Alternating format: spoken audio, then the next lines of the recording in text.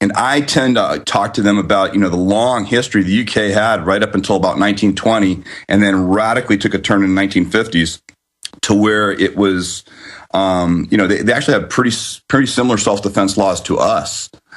Well, you're an expert on this. Give us some of that history.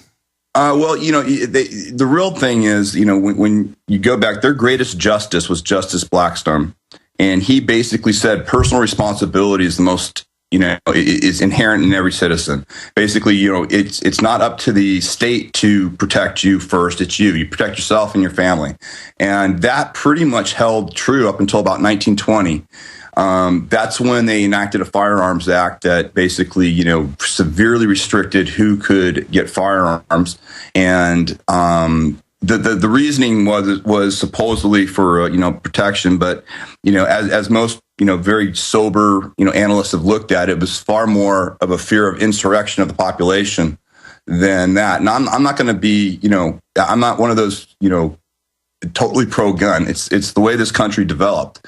And I'm fine with that. Where it really took a turn for the worst was in the 50s. In the 50s, there was an act that was put out by Parliament that allowed you to that said it was absolutely illegal for you as a citizen to help out somebody else in need, somebody that's facing grievous bodily harm. If you intervened, you'd be liable for prosecution. And what that was an overreaction to the gang activity. There was street gang activity going in various cities in the UK. And what you had gangs using the excuse of I'm helping my friend out, my mate out, and that's why I got in this row. This is why I got in this fight. Yeah, they always use criminals as a pretext to take our rights. Absolutely. And this is something that you sit there and you say. The idea was the Brits would like in the UK. There's still a very strong feeling amongst the authorities. This is not the population, but amongst the authorities, they want to keep it that you always have a first responder. That the police are the obvious choice. Well, the Metropolitan Police for London came out about 3 years ago and said, we are no longer capable of being first responders. And so I've always been very pro victim, pro law abiding citizen.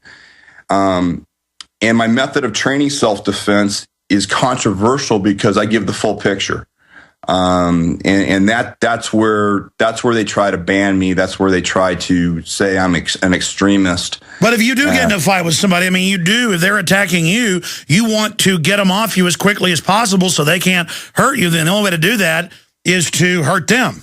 Well, what I do is, and this is worldwide. We train all over the world, and what I try to educate people about is, as soon as you cross that physical plane, Alex, as soon as you put your hands on another person, no matter what your intentions were, you don't know where it's going to end up. And therefore, the incident that you choose to cross that physical plane better be justified, meaning it better be a situation that truly warrants you using physical action on somebody. Because even if you're trying to do things like, just shut a guy up. I have clients that'll come in and say, oh, yeah, I don't want to kill the guy, but just show me how to put his hands on, how can I shut this guy up? Can I punch him in the solar plexus? And I'll say, sure, you can punch him in the solar plexus. I said, and yeah, that'll take his air, all things being equal. But then again, he could look like Schwarzenegger in his prime, and you hit him to the solar plexus, and all of a sudden he turns purple, grabs his heart, and you don't realize that, he has a genetically bad heart. You've just caused an arrhythmia, and the guy dies. Over what? Because he spilled the drink on you? So what I do is I spend a lot of time, talking about what is avoidable and what is not avoidable. Now, where the media ignores me is, especially in the UK, which really just irritates me.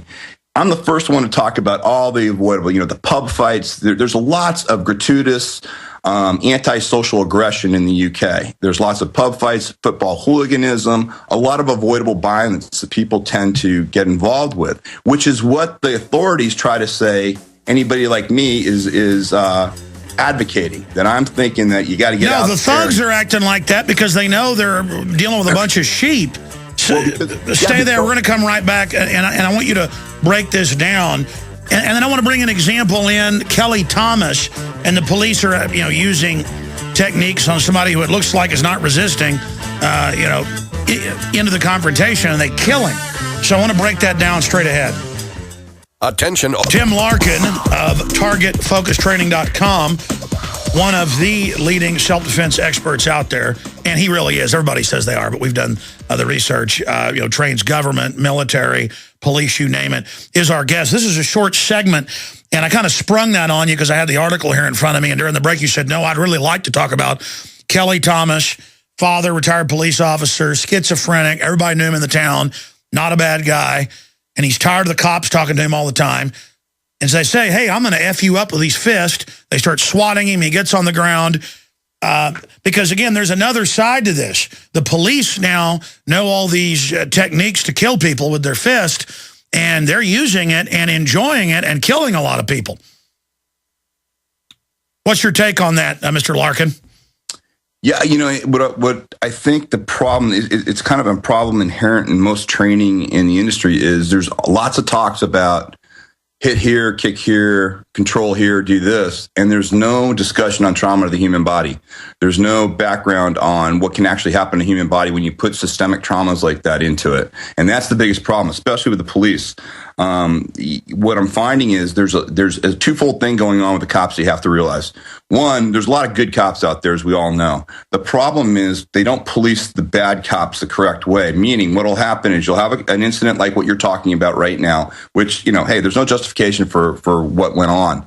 But the problem is you're going to have an overreaction. What you're going to have is kind of a UK British reaction. Rather than you severely discipline, prosecute the people that abuse their positions. But you then don't go and come out with some ridiculous requirement. No, they're going to nanny state not just the police. They're going to start trying to ban jiu-jitsu clubs. Absolutely. That's what you're going to see. And you're going to also see cops, who they're not going to be able to train anymore. What happens is we went from, I had great uncles that were Boston cops that basically, if a guy pulled a knife, they'd pull out their nightstick, they'd hit him in the wrist, and they'd arrest him. Today, we shoot them. Why? Because of how we train officers. We do not train officers correctly, that way. The problem is when you have a bad cop, when you have a guy that abuses and severely, injures somebody, if not kills them, what happens is the whole force pays for it. And how do they pay for it? With lousy training. So the intended, the political correctness of saying, okay, we're only going to hit these areas of the human body. Well, they only work on the people you don't care about. When you truly have somebody that you have to arrest correctly, you need to understand how to, in the most humane manner. And what I mean by that is if a guy has a knife and he's deranged, if police were better trained, they wouldn't have to always just, go to lethal force. Well, I want you to break this down because you're just a great expert to have here, and it's very exciting because I have a lot of questions. I've been arrested 5 or 6 times protesting peacefully. They show up, they say, no protest allowed. We go First Amendment, whether it's for a Second Amendment rally or a property rights rally or whatever, or as media covering the G20. They arrest my reporters. I've been arrested. And they always slam my head in the wall, put the cuffs on, wrench it up, pull my arm halfway out of socket. And I'm like, why do they do that? Because it really creates bad PR as well. Yeah. Yeah, and it comes down to the way officers are trained, and oftentimes, you're going to have, for every cop that does that, you're going to have a cop that actually goes out of their way to do it. And again, I'm very balanced on this because I've trained tons of SWAT teams. Sure, but I'm saying zero resistance. Like I got arrested once by state police. Yeah, you have a lot of guys that have attitudes out there, and they probably shouldn't be in the job. You have to be incredibly patient, especially with a citizen that's exercising, their right to protest. And then if they're doing a non-violent protest like that and they're being taken away, there has to be, and again, they get frustrated and they do stuff. I'm not justifying any of it, but here's the issue.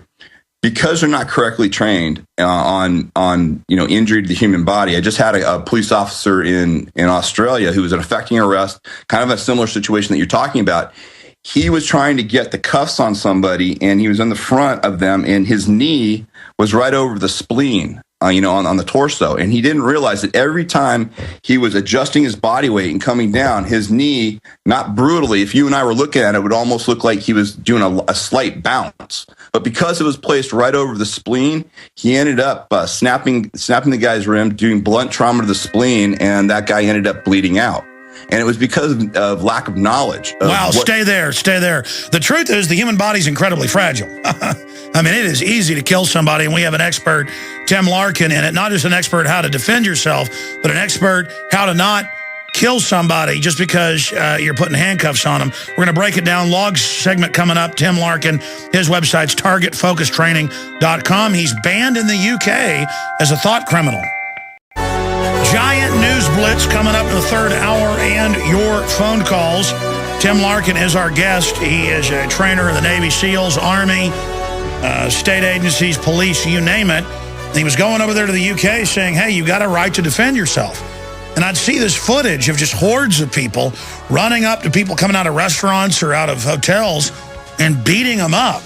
And I don't claim to be Mr. Tough Guy, folks, but I'm going to defend my wife. I'm going to defend my children.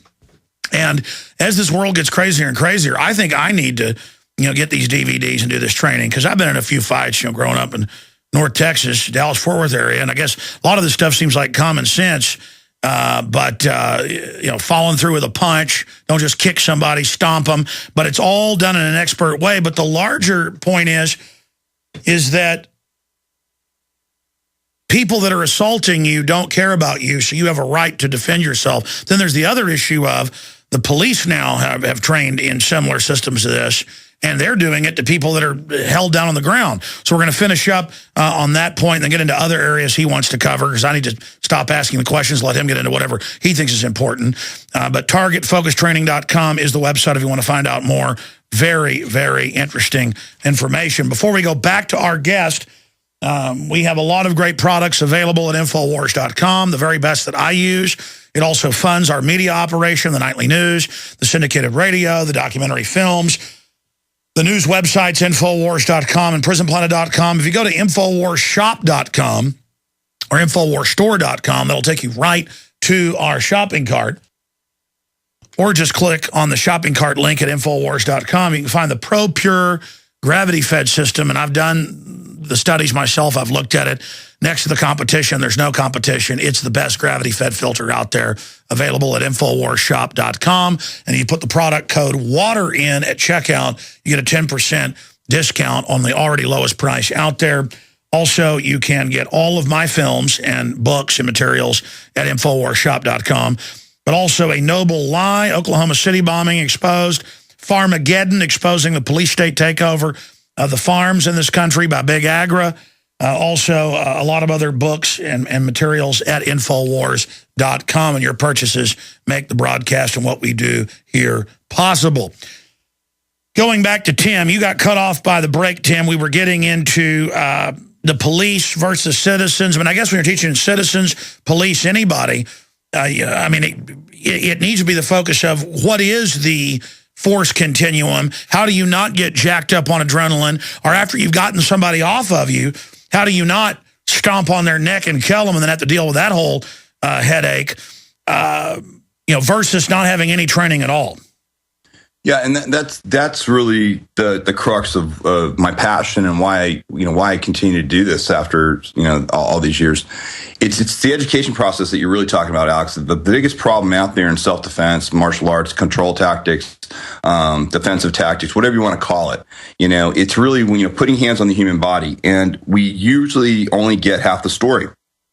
So these guys will stomp to the head, kick to the neck, do stuff because nobody's really told them. Oh, by the way, when the body is on the ground like that and you tend to put, strikes into it and kicks, there's no place for the body weight to move away. If you and I are standing up and I push you, you're going to fall back because the human body will go away from the strike. When you're on the ground, the planet's supporting you and your body weight can't move. So it's going to absorb all of those strikes. So the trauma spike goes far up. Most people die when, in these kind of pub fights and out in the streets, when they go to the ground and people start putting it into them at the ground, especially when it's a drunken brawl. Where people die is they die from the fact that they fall onto the ground, their body weight can't move, and it absorbs all of the trauma. And people tend to, when somebody's on the ground,